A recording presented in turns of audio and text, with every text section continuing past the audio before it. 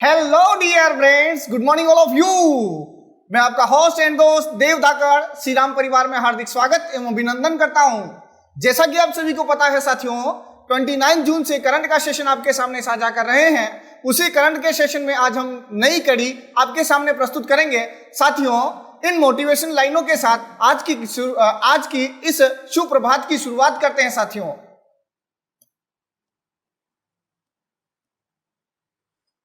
इंसान को कभी हिम्मत नहीं हारनी चाहिए, क्योंकि पहाड़ से निकली नदी किसी से रास्ता नहीं पूछती कि समंदर कहां स्थित है।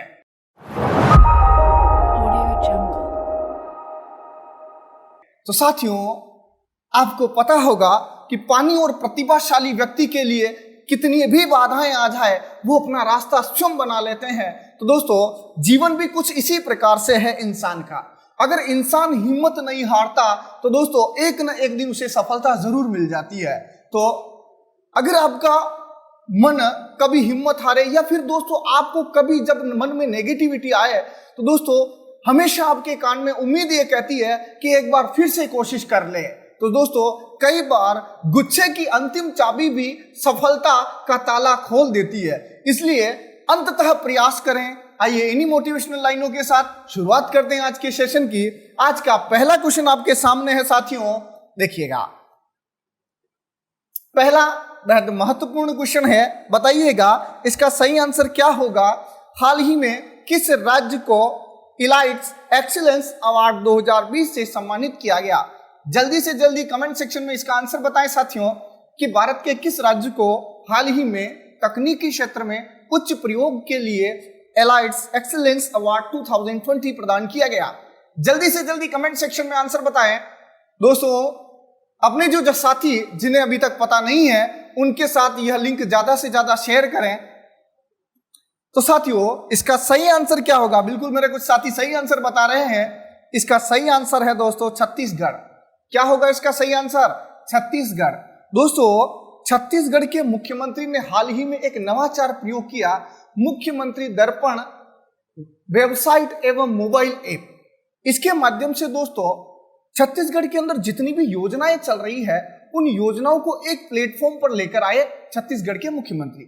इसलिए साथियों, उनको हाल ही में यह पुरस्कार आईटी कंपनी एलाइट्स द्वारा दिया गया। किसके द्वारा दिया गया दोस्तों? एलाइट्स। तो यह क्वेश्चन आपके लिए बेहद महत्वपूर्ण होगा।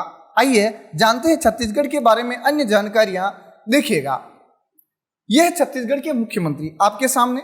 छत्तीसगढ़ के मुख्यमंत्री का नाम सुना होगा सभी ने, जिनका नाम है भूपेश बघेल। क्या नाम है साथियों? भूपेश बघेल। इनको हाल ही में यह पुरस्कार प्रदान किया गया। जल्दी से जल्दी कमेंट सेक्शन में बताइए छत्तीसगढ़ के वर्तमान गवर्नर कौन है? बताइए सही आंसर क्या होगा छत्तीसगढ़ के वर्तमान गवर्नर?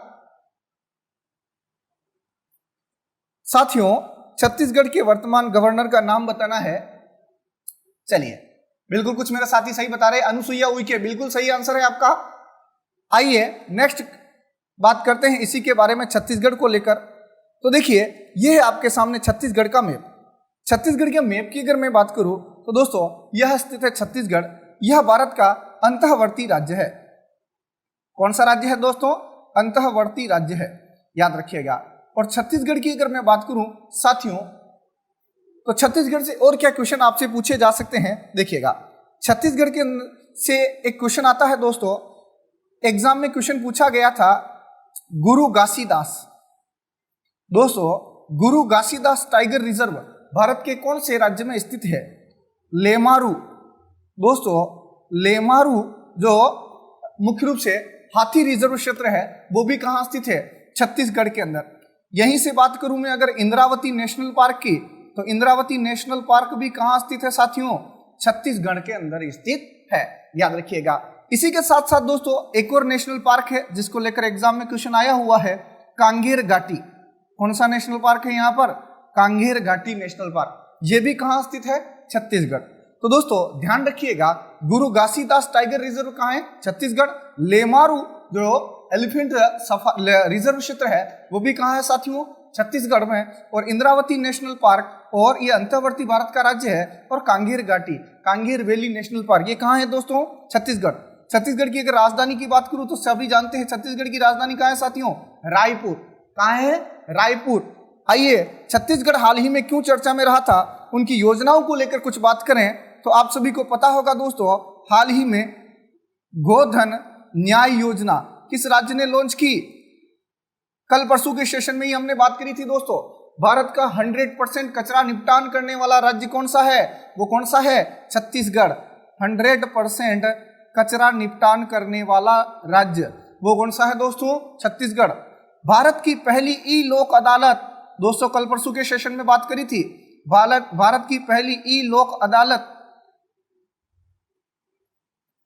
छत्तीसगढ़ के बिलासपुर से प्रारंभ की गई। बिल्कुल, रामचंद्र मेनन जो जस्टिस है उनके द्वारा इस ई लोक अदालत का उद्घाटन किया गया साथियों। और एक और अहम क्वेश्चन, छत्तीसगढ़ के पहले मुख्यमंत्री अजित जोगी जिनका हाल ही में क्या हो गया साथियों? निधन हो गया। यह भी इंपॉर्टेंट क्वेश्चन पूछा जा सकता है आपसे। एक और दोस्तों, छत्तीसगढ़ सरकार द्वारा पढ़ाई तोहार द्वार यह योजना प्रारंभ की। हाल ही में स्कूली शिक्षा को बढ़ावा देने के लिए पढ़ाई तोहार द्वार ऑनलाइन पोर्टल प्रारंभ किया गया। उसके साथ साथ दोस्तों छत्तीसगढ़ सरकार द्वारा रोजगार संगी ऐप यह भी लॉन्च की गई साथियों।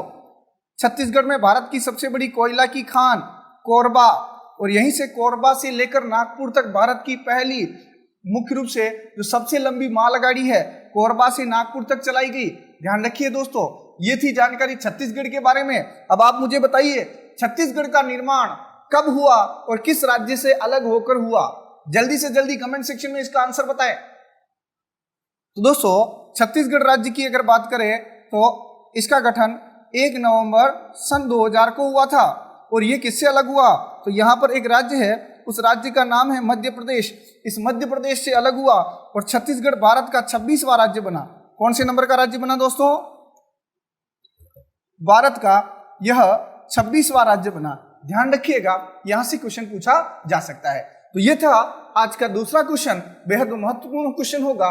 क्वेश्चन को ध्यान रखिएगा, इनको कौन सा अवार्ड दिया गया और किस ऐप के लिए अवार्ड दिया? तो ध्यान रखिए, दर्पण वेब एवं मोबाइल ऐप के लिए दिया गया। क्यों दिया गया? क्योंकि सारी योजनाएं इस वेब पोर्टल पर एक साथ मुख्य रूप से इन्होंने प्रस्तुत की, इसलिए दोस्तों आम जन को मुख्य रूप से सहायतार्थ इनको यह पुरस्कार एक एलाइट कंपनी द्वारा दिया गया।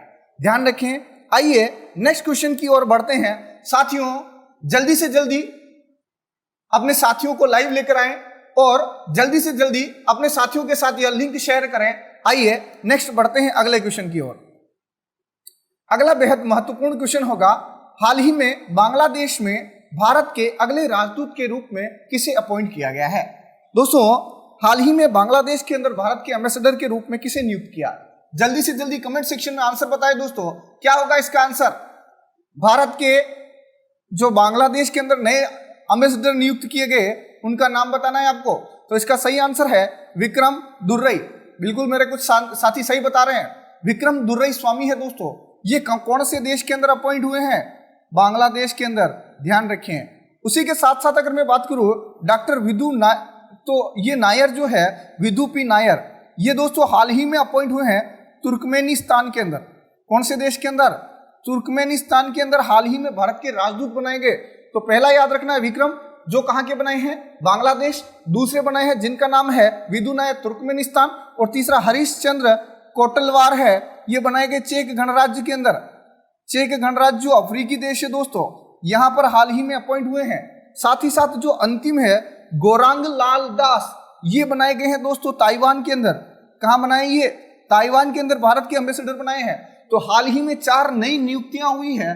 तो इंपॉर्टेंट क्वेश्चन होगा, लेकिन भारत का पड़ोसी देश बांग्लादेश है, उसको लेकर आपसे इंपॉर्टेंट क्वेश्चन पूछा जा सकता है। तो ये चारों, इसके अलावा मैंने आपको पहले वाले सेशन में बताया था, जो मेरे साथी नए जुड़े हैं उनको एक बार पुनः बता देता हूं।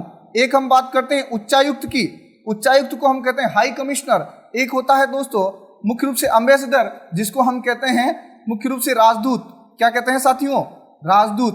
तो इन दोनों के बारे में हमने पिछली क्लास के अंदर ही डिस्कस किया था कि जहां पर 2 ब्रिटिश उपनिवेश रह चुका है या फिर मुख्य रूप से राष्ट्रमंडल सदस्य है, तो वहां क्या बनता है दोस्तों? राजदूत। और अन्य देशों में क्या बनता है? उच्चायुक्त। अच्छा आप मुझे बताइए, गोपाल बागले यह भारत के एम्बेसडर के रूप में कौन से देश में अपॉइंट हुए हैं? गोपाल बागले, जल्दी से जल्दी आंसर बताएं। सही आंसर होगा दोस्तों श्रीलंका। चलो अगला क्वेश्चन बताओ, अमेरिका के अंदर भारत के नए उच्चायुक्त किसे बनाया गया है? अमेरिका के अंदर उच्चायुक्त बनाया है दोस्तों तरणजीत सिंह संधू। याद रखें, यह वाला क्वेश्चन इंपॉर्टेंट होगा साथियों, ध्यान रखिएगा। इन सभी जानकारियों के बारे में दोस्तों क्वेश्चन पूछा जा सकता है आपसे। आइए बात करते हैं बांग्लादेश के बारे में अन्य जानकारियों को लेकर। तो बांग्लादेश की अगर मैं बात करूं तो यहाँ की प्रधानमंत्री है शेख हसीना। कौन है साथियों? शेख हसीना। और यहाँ के प्रेसिडेंट की अगर मैं बात करूं तो अब्दुल हमीद। कौन है दोस्तों? अब्दुल हमीद, ये ध्यान रखें। तो दोस्तों ये थी जानकारी बांग्लादेश के बारे में। बांग्लादेश की मुद्रा की अगर बात करूं तो मुद्रा क्या है यहाँ की? ढाका।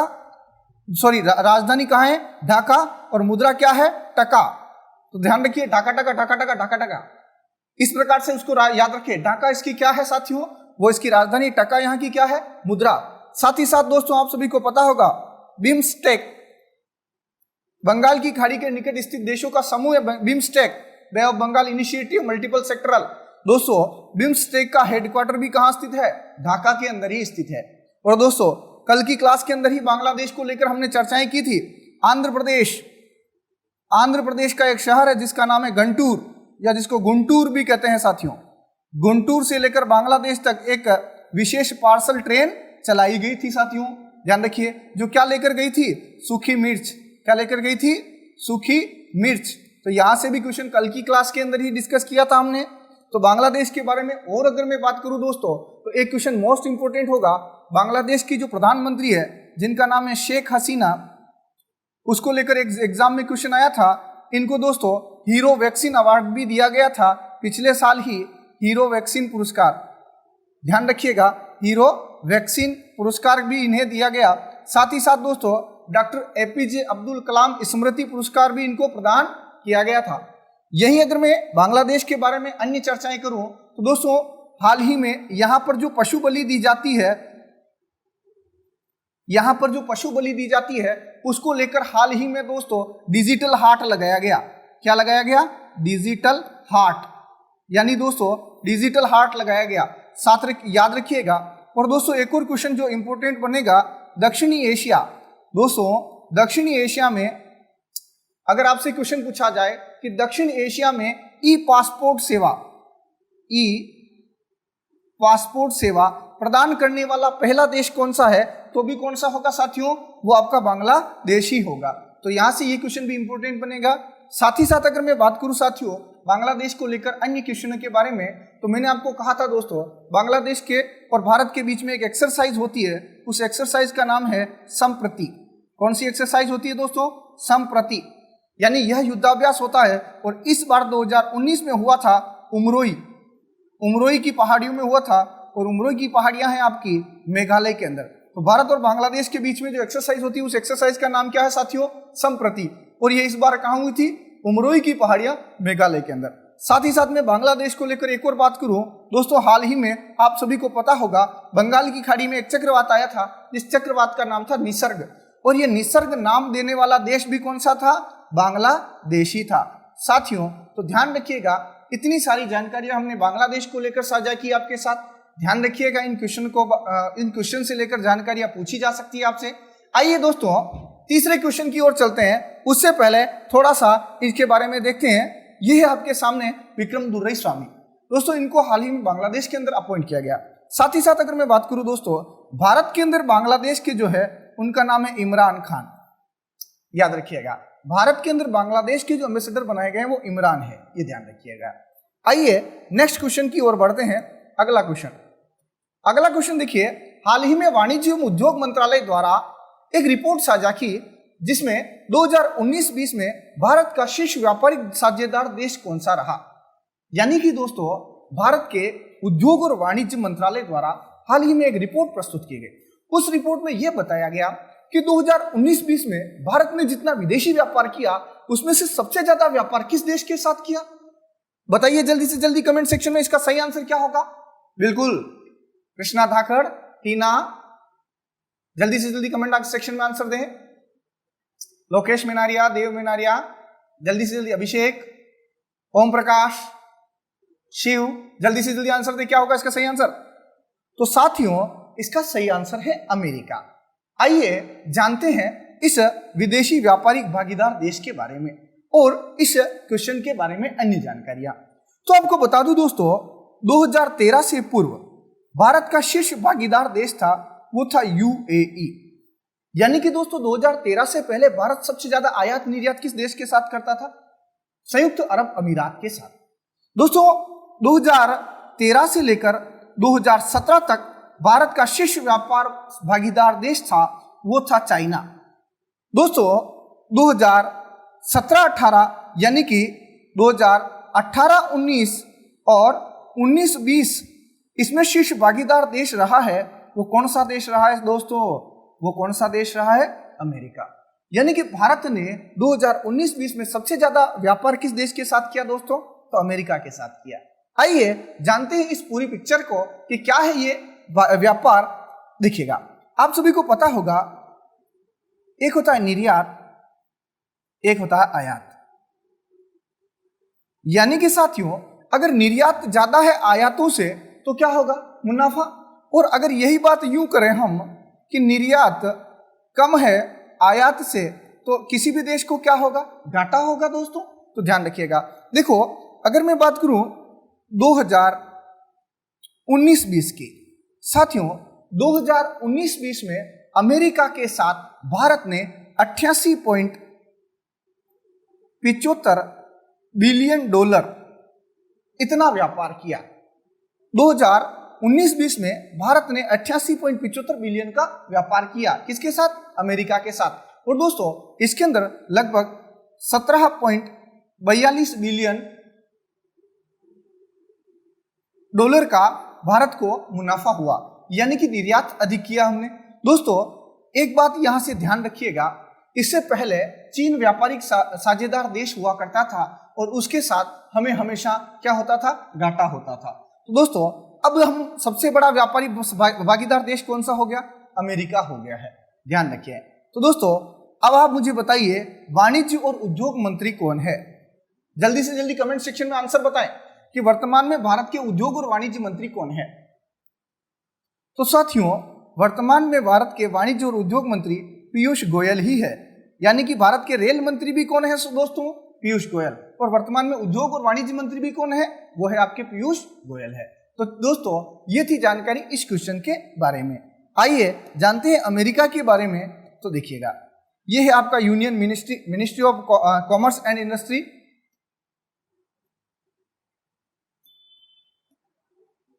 अगला क्वेश्चन देखिएगा, ए सॉन्ग ऑफ इंडिया पुस्तक हाल ही में किसके द्वारा लिखी गई जो 20 जुलाई को विमोचित की जाएगी? जल्दी से जल्दी कमेंट सेक्शन में आंसर बताएं साथियों। उर्जित पटेल, रस्किन बॉन्ड, दलाई लामा या अरविंद अडिगा? क्या होगा इसका सही आंसर? दोस्तों इसका सही आंसर है रस्किन बॉन्ड। दोस्तों रस्किन बॉन्ड के 16 साल की उम्र के जो अनुभव है इस पुस्तक के अंदर साझा किए गए। साथ ही साथ दोस्तों इन्होंने जो लेखन कार्य के अंदर यानी कि एक कवि के रूप में, एक लेखक के रूप में जो संघर्ष किया, इनके जीवन में जो संघर्ष आया, उन संघर्ष को इनके अंदर साझा किया गया। अगर मैं बात करूं रस्किन बॉन्ड्स की तो साथियों समझिएगा, अगर मैं रस्किन बॉन्ड्स के बारे में बात करूं तो ये इनकी पुस्तक है और ये है रस्किन बॉन्ड। अगर मैं इनके बारे में बात करूं साथियों तो देखिएगा, ये हिमाचल प्रदेश के हैं। कहाँ के हैं दोस्तों? हिमाचल प्रदेश के। इनकी अगर मैं बात करूं हिमाचल प्रदेश के हैं। दोस्तों बहुत ही छोटी उम्र में इनके पिताजी का मलेरिया के कारण निधन हो गया था। उसके साथ साथ लेखन कार्य में इनको कितना संघर्ष झेलना पड़ा, कितनी आलोचनाएं झेलनी पड़ी, वो इस पुस्तक के अंदर इन्होंने बताया है। तो पुस्तक का नाम क्या है दोस्तों? Song of India. किसने लिखी है साथियों? वो है रस्किन बॉन्ड। रस्किन बॉन्ड का संबंध किस राज्य से है? हिमाचल प्रदेश से। साथ ही साथ में अगर बात करूं एक अंतिम जो लेखक दिखाई दे रहे हैं अरविंद अडिगा, इनकी पुस्तक रेलवे के अंदर कई बार पूछी गई है। दोस्तों इनकी पुस्तक का नाम है द व्हाइट टाइगर। क्या नाम है? The white tiger. ये पुस्तक कई बार रेलवे के अंदर पूछी जा चुकी है। द व्हाइट टाइगर पुस्तक किसकी है दोस्तों? अरविंद अडिगा। साथ ही साथ साथियों उर्जित पटेल की अगर मैं बात करूं तो हाल ही में ओवरड्राफ्ट नाम से एक पुस्तक इन्होंने लिखी है जो इस महीने के अंतिम सप्ताह में विमोचित की जाएगी। तो दोस्तों ये थी जानकारी पुस्तक को लेकर। आइए नेक्स्ट क्वेश्चन की ओर बढ़ते हैं। अगला क्वेश्चन, अगला 5वां क्वेश्चन आपके सामने है। हाल ही में किसे वॉन कर्मन पुरस्कार 2020 के लिए चुना गया है? आपको बताना है वॉन कर्मन पुरस्कार किसे दिया जाएगा। क्या होता है ये वॉन कर्मन पुरस्कार, इसके बारे में समझेंगे। जल्दी से जल्दी आंसर बताइए, क्या होगा इसका सही आंसर? किरण मजूमदार शो, सतीश कुमार, के शिवान या इंदु जैन? तो दोस्तों इसका सही आंसर है के शिवान। दोस्तों भारत की एक स्पेस संस्था है जिसका नाम आप सभी जानते हैं, इसरो। इसरो के प्रमुख है जिनका नाम है के शिवान। उनका पूरा नाम अगर मैं कहूं, पूरा नाम है कैलाशव डिबू शिवान। पूरा नाम क्या है इनका?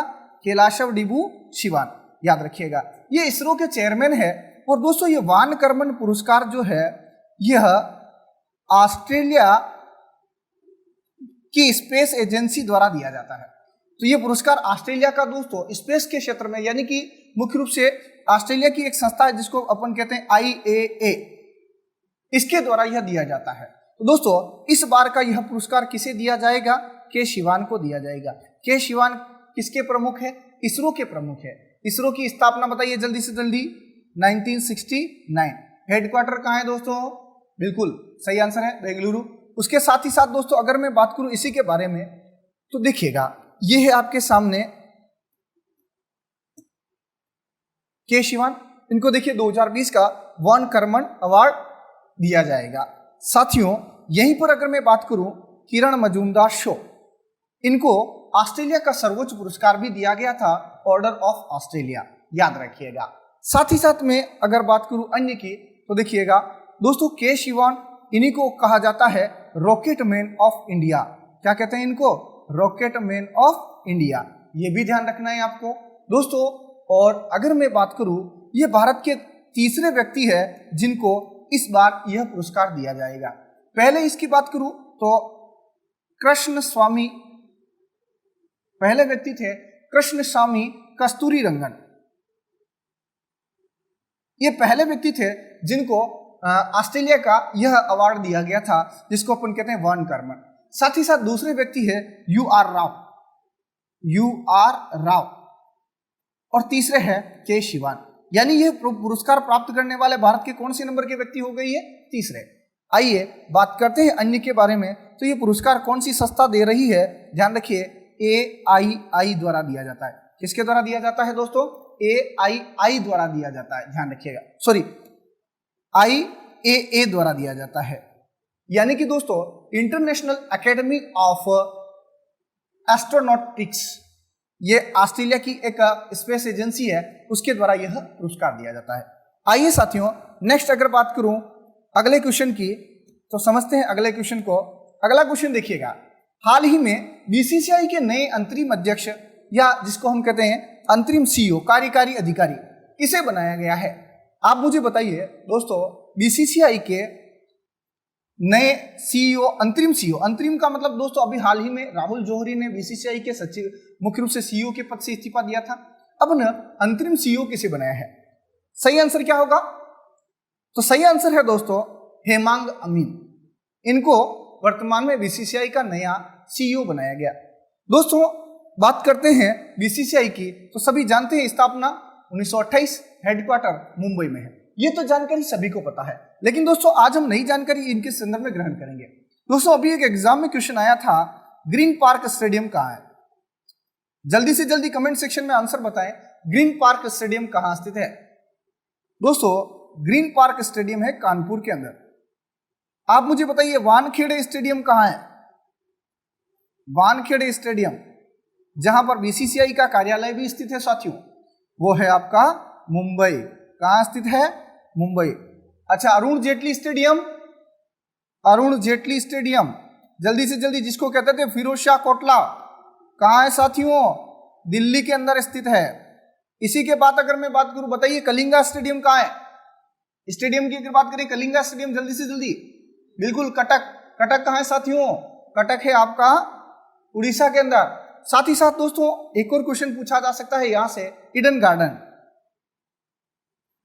ईडन गार्डन बताइए कहां है ईडन गार्डन? ईडन गार्डन है कोलकाता के अंदर। अगर मैं बात करूं धर्मशाला, धर्मशाला क्रिकेट स्टेडियम कहां स्थित है साथियों? हिमाचल प्रदेश, ध्यान रखिएगा। तो साथियों आज हमने क्रिकेट स्टेडियमों को लेकर बात करी है। बीसीसीआई के अंतरिम जो सीईओ बनाए गए हेमांग अमीन, देखिएगा ये है आपके सामने हेमांग अमीन। इन्हीं को हाल ही में बीसीसीआई का अंतरिम क्या चुना गया साथियों? सीईओ चुना गया। किसके स्थान पर बने हैं ये? राहुल जौहरी के स्थान पर, याद रखिएगा। साथ ही साथ अगर मैं बात करूं यहीं से तो एक क्वेश्चन और पूछा जा सकता है। देखो इसके अंदर पहला ऑप्शन दिखाई दे रहा है ज्ञानेंद्रो निगोम्बाम। आप मुझे बताइए हाल ही में ये किसके नए अंतरिम अध्यक्ष चुने गए हैं? तो साथियों हॉकी इंडिया, किसके बनाए गए ये? Hockey India.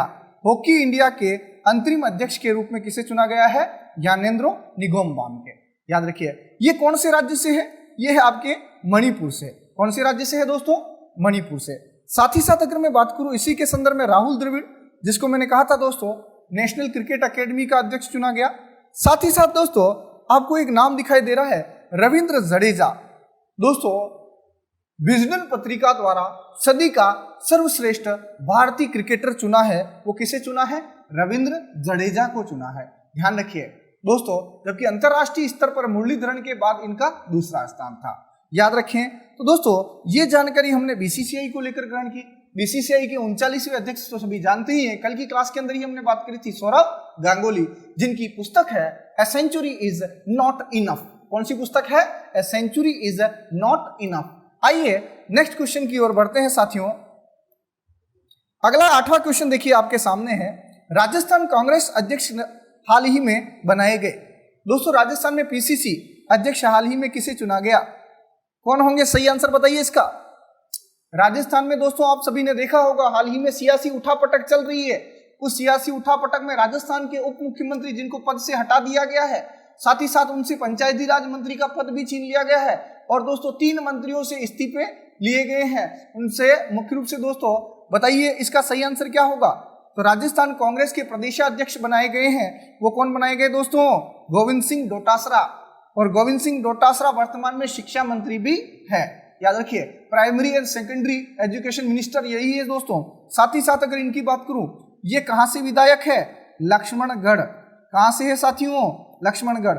लक्ष्मणगढ़ कहां है आपका? सीकर। ये तो मैंने आपको बताया दोस्तों कांग्रेस के प्रदेशाध्यक्ष। यही है बात अगर मैं बीजेपी के प्रदेशाध्यक्ष की बात करूं तो बताइए बीजेपी के प्रदेशाध्यक्ष कौन है? जल्दी से जल्दी सही आंसर बताएं। बिल्कुल आमेर के विधायक जिनका नाम है सतीश पूनिया। कौन है दोस्तों? सतीश पूनिया, जो मुख्य रूप से राजगढ़ चूरू से संबंध रखते हैं लेकिन वर्तमान में जयपुर से विधायक है। साथ ही साथ अगर मैं बात करूं दोस्तों तो देखिए इस सियासी उठापटक में आप सभी को पता होगा कि राजस्थान के 5वें उप मुख्यमंत्री जिनका नाम था सचिन पायलट, जो टोंक से विधायक थे दोस्तों, इनको हाल ही में उप मुख्यमंत्री के पद से क्या कर दिया गया है? बर्खास्त कर दिया गया है। साथ ही साथ इनका प्रदेशाध्यक्ष का पद है वो भी छीन लिया गया है। दोस्तों हाल ही में नवीनतम जो नियुक्तियां हुई है उन नियुक्तियों को लेकर भी थोड़ा सा हम चर्चाएं कर लेते हैं। दोस्तों एनएसयूआई प्रदेशाध्यक्ष किसे बनाया गया है? जल्दी से जल्दी कमेंट सेक्शन में आंसर बताना है। एनएसयूआई का प्रदेशाध्यक्ष हाल ही में किसे बनाया गया है? बताइए। बिल्कुल सही, कुछ आंसर सही बता रहे हैं दोस्तों। तो इसके प्रदेशाध्यक्ष बनाए हैं अभिषेक चौधरी। कौन चुने गए हैं दोस्तों? अभिषेक चौधरी। साथ ही साथ दोस्तों अगर मैं बात करूं तो यहीं से एक क्वेश्चन और बनेगा, यूथ कांग्रेस अध्यक्ष।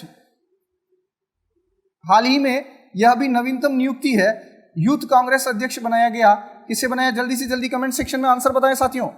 यूथ कांग्रेस अध्यक्ष बनाया गया है, उनका नाम है गणेश बघेल। गणेश बघेल। तो दोस्तों ये भी हाल ही में नवीनतम नियुक्तियां हैं, जो यानी कि ये अभी हाल ही में नए बनाए गए, तो इनका भी लेकर क्वेश्चन पूछा जा सकता है। आइए साथियों, और अगर मैं बात करूं तो 3 मंत्रियों के हाल ही में मुख्य रूप से पद से बर्खास्त किया गया है। उन तीनों में पहला तो है सचिन पायलट। ध्यान रखिएगा, इनसे कौन सा पंचायती राज मंत्री का पद लिया है? पंचायती राज मंत्री, ये पंचायती राज मंत्री भी थे दोस्तों जिनको पद से हटाया गया। दूसरा है रमेश मीणा, और तीसरे थे दोस्तों विश्वेंद्र सिंह। विश्वेंद्र सिंह, आप सभी को पता होगा विश्वेंद्र सिंह जो पर्यटन मंत्री थे दोस्तों, क्या थे भारत राजस्थान में? पर्यटन मंत्री। इनको हाल ही में मुख्य रूप से हटाया गया। साथ ही साथ रमेश मीणा की अगर बात करूं दोस्तों, तो इनके पास जो पद था वो था आपका खाद्य आपूर्ति मंत्री, खाद्य मंत्री थे ये रमेश मीणा। तो इनको हाल ही में पद से क्या गया है? हटाया गया है। तो राजस्थान में सियासी उठापटक के बीच में हाल ही में 3 मंत्रियों से क्या किए गए दोस्तों? इस्तीफे लिए गए हैं। साथ ही साथ दोस्तों अगर मैं बात करूं तो इनसे उप मुख्यमंत्री का पद लिया गया है। तो ये इनके बारे में क्वेश्चन पूछा जा सकता है कि ये कहां से विधायक है, तो टोंक से है दोस्तों। कहां से है? टोंक से है, याद रखें। आइए दोस्तों नेक्स्ट क्वेश्चन की ओर चलते हैं। उससे पहले देखिएगा, ये है आपके सामने गोविंद सिंह डोटासरा, ठीक है।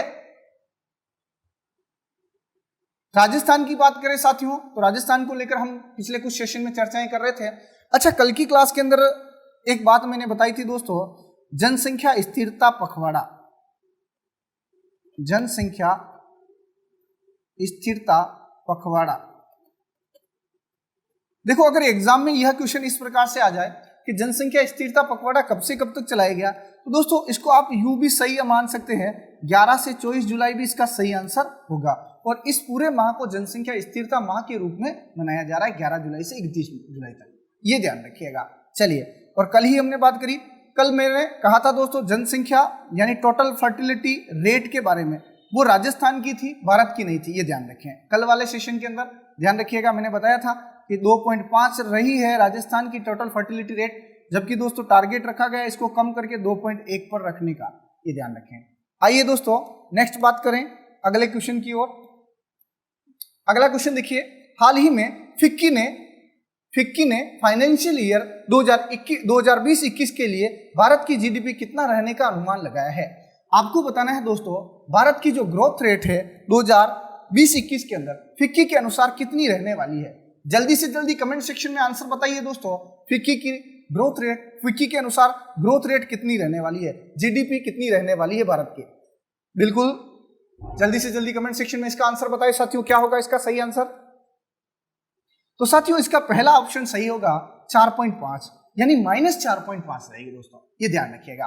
फिक्की की अगर बात करें तो देखिए फिक्की क्या है, आपको बता दूं, FICCI federation of Indian chambers of commerce and industry दोस्तों, यानी कि एक भारतीय औद्योगिक संस्था है जिसके बारे में क्वेश्चन पूछा जा सकता है। फिक्की की अगर मैं बात करूं, इसकी स्थापना 1927 में हुई। फिक्की के संदर्भ में एक क्वेश्चन और पूछा जा सकता है, इसका हेडक्वार्टर न्यू दिल्ली के अंदर है, और दोस्तों इसकी वर्तमान में प्रमुख जो है वो महिला है जिसका नाम है संगीता रेड्डी। कौन है साथियों? संगीता रेड्डी। 2019 में हाल ही में ये अपॉइंट हुई है, इसलिए इनका क्वेश्चन बन सकता है। तो फिक्की की स्थापना कब हुई? 1927 में। हेडक्वार्टर कहाँ है? नई दिल्ली में। और इसकी वर्तमान में चीफ कौन है या अध्यक्ष कौन है? संगीता रेड्डी है। दोस्तों फिक्की ने हाल ही में जो रेट बताई है, भारत की ग्रोथ रेट बताई है, वो कितनी बताई है? वो बताई है 4.5। साथ ही साथ और कुछ अन्य रेटों के बारे में अगर मैं बात करूं तो दोस्तों भारत का केंद्रीय बैंक कौन सा है? आरबीआई। दोस्तों आरबीआई ने हाल ही में बताया है कि भारत की जो ग्रोथ रेट है 2020-21 के अंदर -1.5% रहने वाली है। कितनी रहने वाली है साथियों? -1.5। साथ ही साथ यहां पर मैं एसबीआई की बात करूं, जो भारत का सबसे बड़ा व्यापारिक साझेदार देश है, व्यापारिक बैंक है, इसकी अगर मैं बात करूं तो इन्होंने बताया है भारत की जो ग्रोथ रेट है वो -6.8%। साथ ही साथ में बात करूं दोस्तों फिच रेटिंग की, तो फिच रेटिंग के अनुसार जो भारत की ग्रोथ रेट जीडीपी है वो है -5%। साथ ही साथ दोस्तों एक और अगर मैं बात करूं केयर रेटिंग की, केयर रेटिंग के अनुसार भारत की जो विकास दर है -6.4%। तो दोस्तों ये सभी आपको रेटिंग याद रखनी है, या ये इन सभी के अनुसार जो जीडीपी है वो मुख्य रूप से अनुमानित की गई है, तो उसको लेकर भी क्वेश्चन पूछा जा सकता है। इसमें से मोस्ट होगा आरबीआई और दूसरा होगा फिक्की। ध्यान रखिए दोस्तों, फिक्की के अध्यक्ष को लेकर हमने बात करी। साथ ही साथ एक क्वेश्चन और बता दूं साथियों, यहां से एक क्वेश्चन और पूछा जा सकता है। FICCI ladies organisation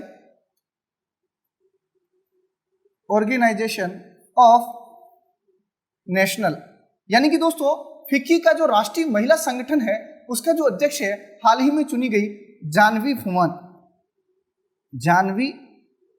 फूहन। ये हाल ही में फिक्की की वुमेन जो नेशनल मुख्य रूप से संगठन है उसकी अध्यक्ष चुनी गई जानवी फूहन है, ये ध्यान रखिएगा। आइए साथियों, ये थी जानकारी इस क्वेश्चंस के बारे में। नेक्स्ट क्वेश्चन की ओर बढ़ते हैं। अगला क्वेश्चन है आपके सामने। अगला क्वेश्चन देखिए, भारत का पहला और एकमात्र गोल्डन बाघ किस राज्य में देखा गया? दोस्तों आप मुझे बताइए, भारत के किस राज्य में हाल ही में गोल्डन बाघ देखा गया? बताइए जल्दी से जल्दी, सही आंसर क्या होगा? बिल्कुल मेरे कुछ साथी सही आंसर बता रहे हैं। इसका सही आंसर क्या होगा? जल्दी से कमेंट सेक्शन में इसका आंसर दें। साथियों इसका सही आंसर है असम। दोस्तों असम के अंदर आपने एक नाम सुना होगा काजीरंगा। काजीरंगा जो नेशनल पार्क है दोस्तों, काजीरंगा नेशनल पार्क जो असम के अंदर है, वहां पर हाल ही में देखा गया गोल्डन बाघ। ये भारत का पहला गोल्डन बाघ है जिसको लेकर आपसे क्वेश्चन पूछा जा सकता है। साथ ही साथ अगर मैं बात करूं इसको लेकर अन्य क्वेश्चनों के, अन्य चीजों के बारे में, तो आपके सामने है, ये देखिएगा इस प्रकार का गोल्डन बाघ है साथियों। साथ ही साथ अगर मैं बात करूं, ये काजीरंगा नेशनल पार्क है। काजीरंगा नेशनल पार्क की विशेषता सभी जानते हैं साथियों, यहाँ पाए जाते हैं एक सींग वाले गेंडे। क्या पाए जाते हैं? एक सींग वाले गेंडे।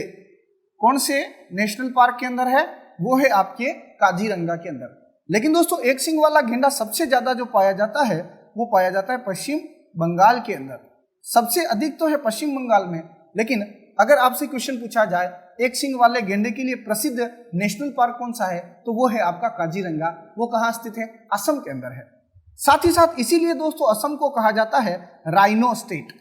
क्या कहा जाता है दोस्तों? Rhino state. असम को राइनो स्टेट के नाम से जाना जाता है। असम की अगर मैं बात करूं तो इसको पूर्व में कमरूपा नाम से भी जाना जाता था। क्या कहते थे इसको? कमरूपा। आइए असम के बारे में और अन्य तथ्यों को लेकर चर्चाएं करूं मैं, तो असम देखिएगा मैप के अंदर, ये है आपका असम। दोस्तों पूर्वोत्तर भारत की अगर बात करें, देखिएगा, चलिए समझते हैं यहां थोड़ा सा।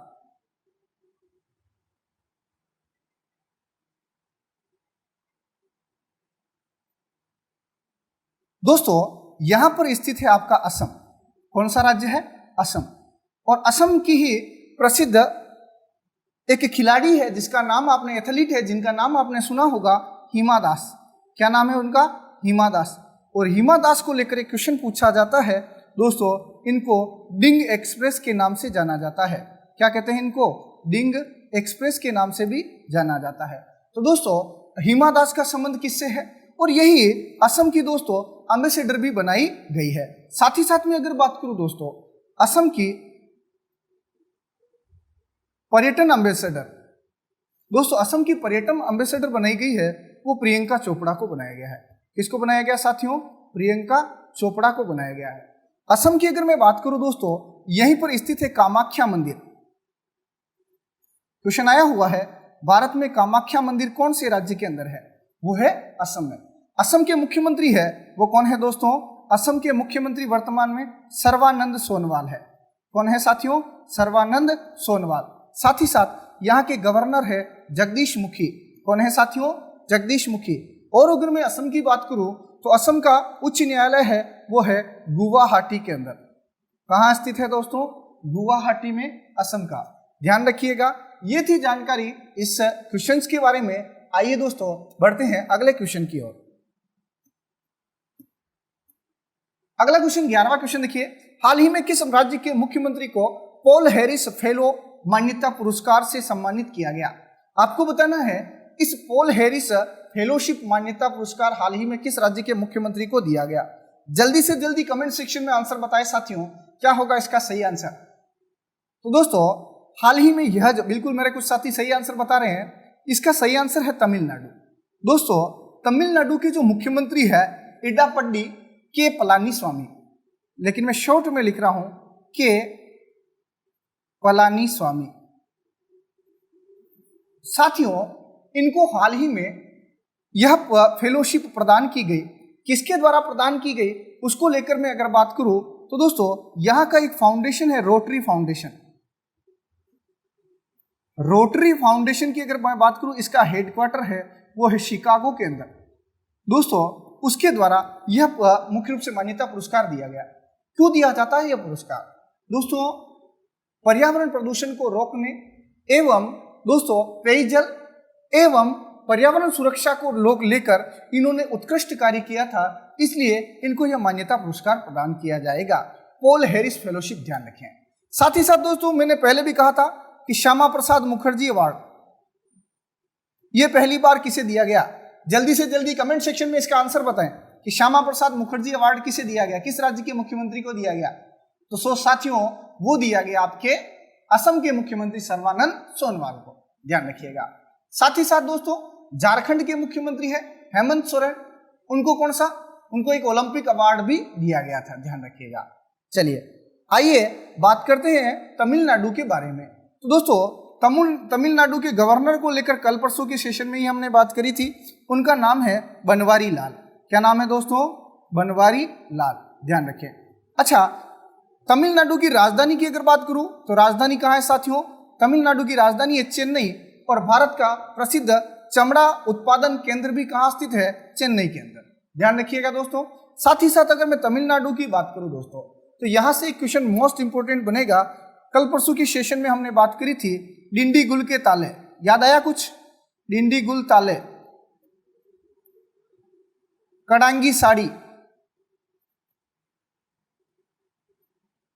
डिंडीगुल के ताले, कडांगी साड़ी एवं दोस्तों तंजावुर नेतिवर्क, तंजावुर नेतिवर्क, साथ ही साथ यहां की अरंबपुर वुडवर्क, साथियों इन सभी को जीआई टैग दिया गया। तो दोस्तों ध्यान रखिए, डिंडीगुल के ताले, कडांगी साड़ी, तंजावुर के नेतिवर्क, अंबरपुर का वुडवर्क आदि इन सभी चीजों को क्या दिया गया दोस्तों? जीआई टैग दिया गया। जीआई टैग होता क्या है? भौगोलिक संकेतक के रूप में इनको मान्यता प्रदान की गई है साथियों, याद रखिएगा। ये थी जानकारी तमिलनाडु के बारे में। आइए दोस्तों तमिलनाडु को लेकर और क्या क्वेश्चन पूछा जा सकता है। अच्छा, तमिलनाडु के बारे में कल परसों की ही हमने बात करी थी दोस्तों। आरबीआई द्वारा हाल ही में एक रिपोर्ट साझा की जिसमें हमने बात करी थी सबसे ज्यादा बाजार कर्ज लेने वाला राज्य भी कौन सा है? वो कौन सा है दोस्तों? बाजार कर्ज लेने वाला भी तमिलनाडु ही है। साथ ही साथ दोस्तों यहीं से हमने बात करी थी समुद्री मछलियों का सर्वाधिक उत्पादन, समुद्री मछलियों का सर्वाधिक उत्पादन करने वाला राज्य भी कौन सा है साथियों? तमिलनाडु ही है। तो दोस्तों ये थी जानकारी इस क्वेश्चन के बारे में, ध्यान रखिएगा। आइए बात करते हैं इडापड्डी के पलानीस्वामी के बारे में। ये देखिएगा, ये है आपके सामने इडापड्डी के पलानीस्वामी, और इनको हाल ही में पॉल हैरिस फेलो, ये मुख्य रूप से रोटरी फाउंडेशन द्वारा यह अवार्ड दिया जाएगा। आइए नेक्स्ट क्वेश्चन की ओर बढ़ते हैं।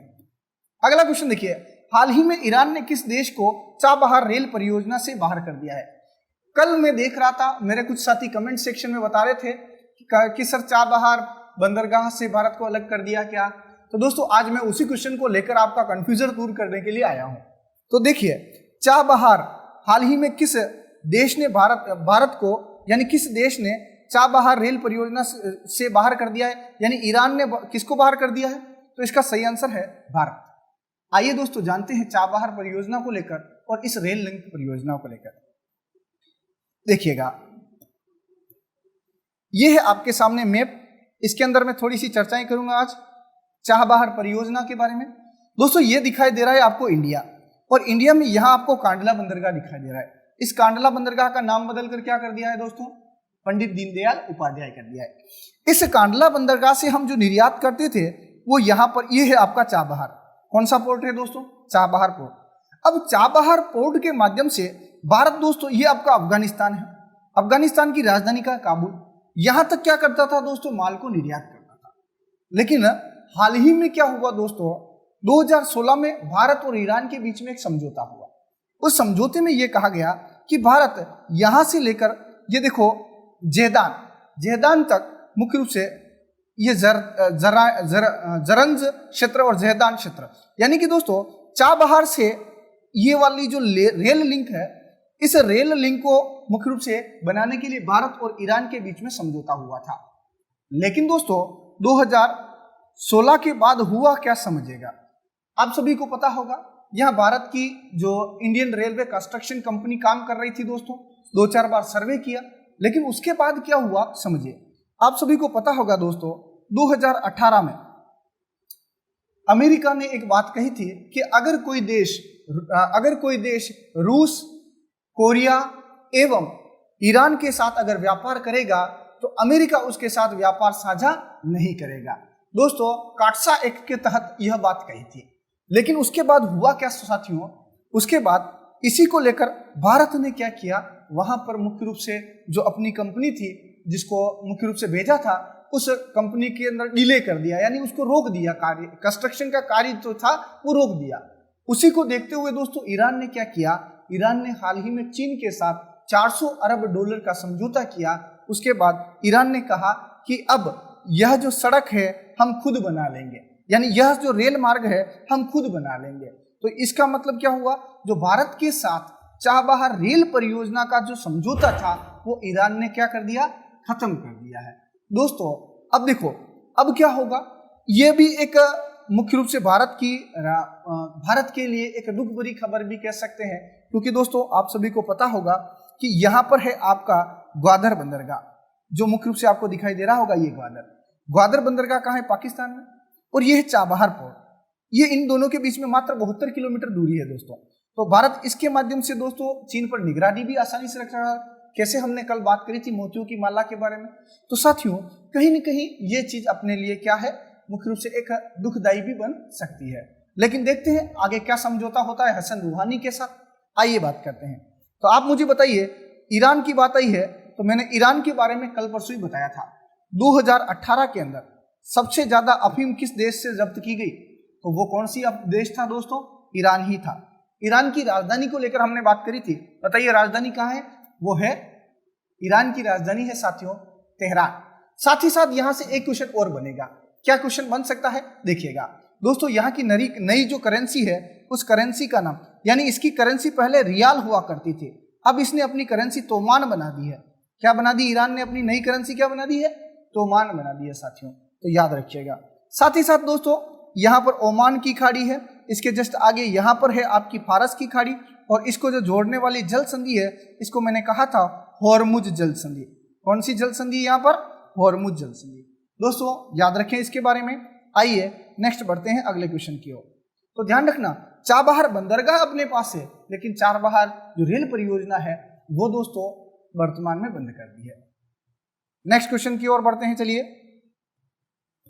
अगला और सबसे बेहतरीन क्वेश्चन है, हाल ही में किस देश में भानुभक्त आचार्य जयंती मनाई गई। जल्दी से जल्दी कमेंट सेक्शन में इसका आंसर बताएं दोस्तों।